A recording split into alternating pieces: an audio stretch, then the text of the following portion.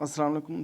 Question number 21, use the graph to estimate the coordinate of the rightmost point on the curve given है हमारे पास X और Y के form में parametric equation. The use the calculus to find the exact coordinate, हमने इसके exact coordinate find out करने हैं। देखिएगा हम इक्वेशन सॉल्व करते हैं।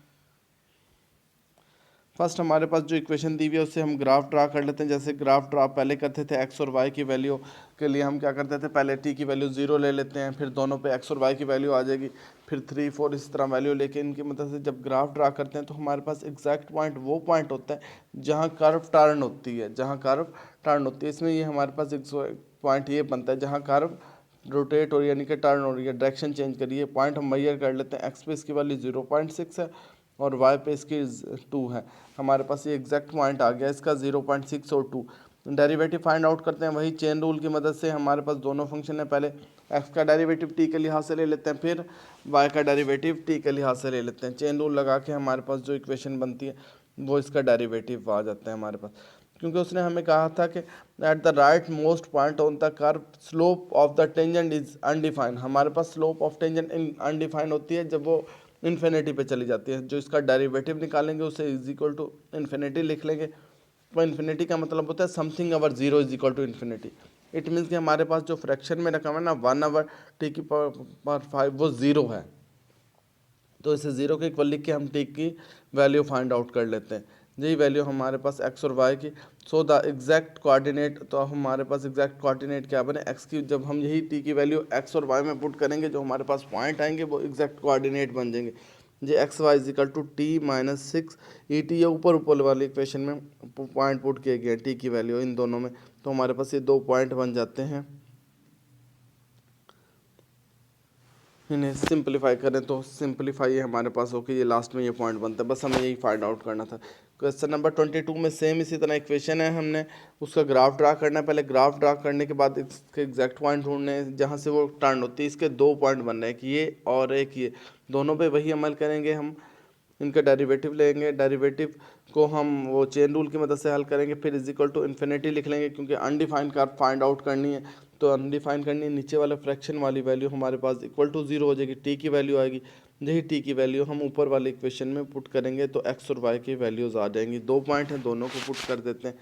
क्वेश्चन नंबर 23 में वो कहता है graph the curve waving rectangular the display all the important except of the curve. हमारे पास इक्वेशन दी हुई है एक्स और वाई की, उन्हें हम सॉल्व करते हैं। देखिएगा उसी तरह हमारे पास एक्स और वाई की इक्वेशन है, डेरिवेटिव लेते हैं विद एक्स का derivative with respect to T, Y का derivative with respect to T.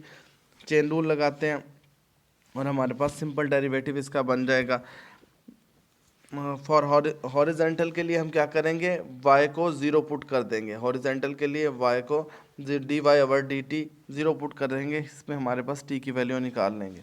इसी तरह जो t की वैल्यू आ गई इससे हम, और दूसरे के लिए वर्टिकल के लिए हम क्या करेंगे, x की वैल्यू 0 पुट कर देंगे, फिर t की वैल्यू आ जाएगी। अब t की वैल्यू हमारे पास डिफरेंट t की वैल्यू आ गई है, दोनों ऊपर भी नीचे भी। हम ये t की वैल्यू इक्वेशन में पुट करेंगे, हमारे पास x और y की वैल्यू आती रहेगी। अब इनकी मदद से हमें ग्राफ ड्रा करना है। जैसे पहले ग्राफ ड्रा करते हैं उसी तरह हम ग्राफ ड्रा कर देंगे। ये पॉइंट्स हैं, इसमें मैक्सिमम और मिनिमम वैल्यू देख लेते हैं। मैक्सिमम 8 तक जा रही है और मिनिमम 0 माइनस में भी है, -8। ये हम इनकी पॉइंट की मदद से ग्राफ ड्रा कर लेते हैं। जिस रीजन में आ रहा है, सेकंड रीजन में आ रहा है तो सेकंड रीजन ही ड्रा कर लें।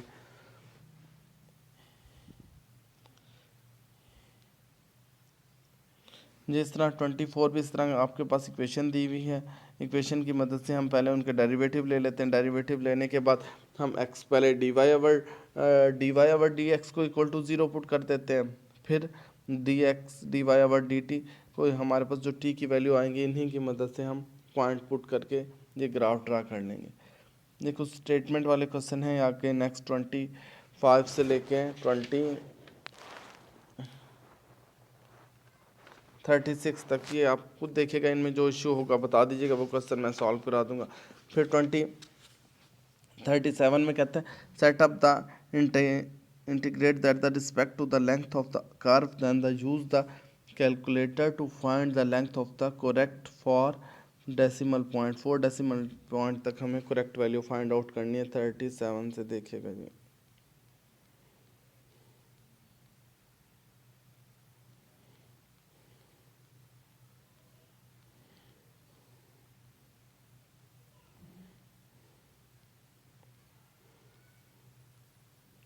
हमारे पास फंक्शन गिवन है x is equal to T E की power minus T, Y is equal to T E की पावर माइनस टी। हमारे पास कंसीडर द पैरामीट्रिक इक्वेशन, हमारे पास पैरामीट्रिक इक्वेशन जो है x is equal to F T, X जो है एफ टी की फॉर्म में, y is equal to G T T की फॉर्म में, और जो हमारे पास अल्फ़ा बीटा इसमें एंगल है हमारे पास जो लिमिट या फिर हम उसे लिमिट कह देते हैं, टी की वैल्यू हमारे पास अल्फ़ा से बीटा के दरमियान है। नेक्स्ट हमारे पास ये फार्मूला मैंने आपको पहले दिखाया था, the length of the above the curve is defined also show. ये हमारे पास फार्मूला है, हमें ये फाइंड आउट करनी है इक्वेशन जस्ट ये। अब आपके पास x की वैल्यू भी है, y की भी, x का डेरिवेटिव t के लिहाज से लें, y का डेरिवेटिव t के लिहाज से लें, उनके स्क्वायर ले लें और इसके स्क्वायर रूट के अंदर पुट करके उसका फिर इंटीग्रल फाइंड आउट कर लेते हैं। ये हमारे पास इक्वेशन है दोनों। फॉर एग्जांपल हमारे पास एक कंडीशन भी गिवन है, अल्फा बीटा की वैल्यू क्वेश्चन में गिवन है 0 से 2, 0 से 2। हम इसका डेरिवेटिव लेते हैं, dx ओवर dt का डेरिवेटिव ये बनता है dy ओवर dt का, दोनों का स्क्वायर लेके इस इक्वेशन में पुट कर देते हैं। ये जो हमारे पास लेंथ की इक्वेशन थी इसकी, इन्हें स्क्वायर ओपन करते हैं, फिर प्लस माइनस करने के बाद हमारे पास जो आंसर आता है 2 इंटू 1, ये हमारे पास ये आंसर आ गया 2 इंटू 1 प्लस ई की power minus 2 D T.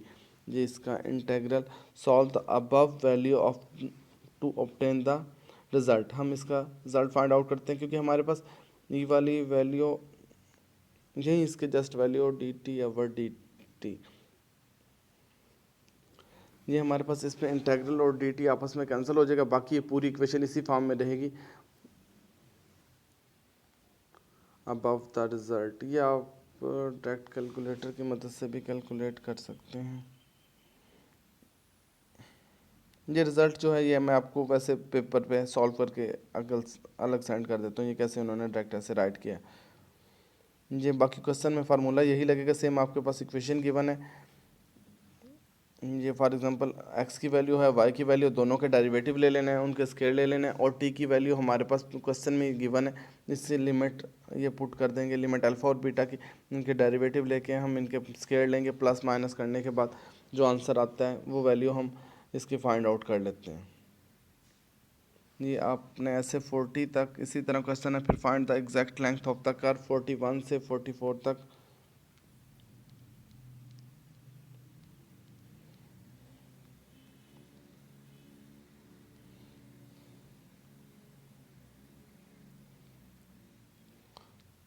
Forty one में भी हमारे पास इसी तरह एग्जैक्ट वैल्यू फाइंड आउट करनी, इक्वेशन दी हुई है एक्स और वाई की, और साथ में हम इनके डेरिवेटिव ले लेते हैं, एक्स का डेरिवेटिव और फिर वाई का डेरिवेटिव, दोनों के स्केल लेने के बाद उस इक्वेशन में पुट कर देते हैं, प्लस माइनस करने के बाद हमारे पास जो आंसर आता है इसकी हम इंटीग्रेशन कर लेते हैं।